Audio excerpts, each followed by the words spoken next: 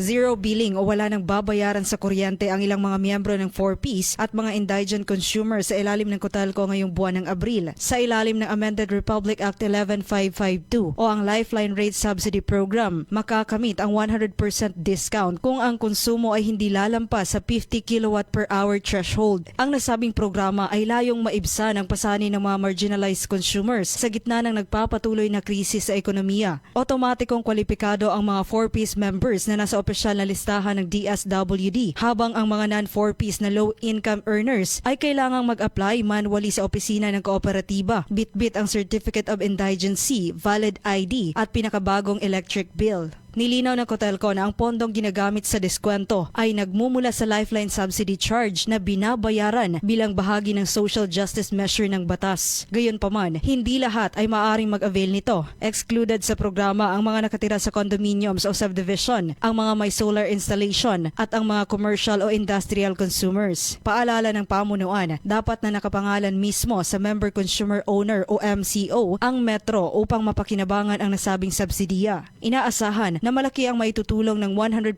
Lifeline discount para sa mga pamilyang hirap sa bayarin, lalo na't may kaunting pagtaas sa singil sa kuryente. Pinapayuhan ang mga konsumante na maging matipid sa paggamit ng enerhiya upang manatili sa loob ng 50 kilowatt per hour limit at mapanatiling libre ang kanilang buwanang billing. Joanne Oranio, NDBC, Bida Balita.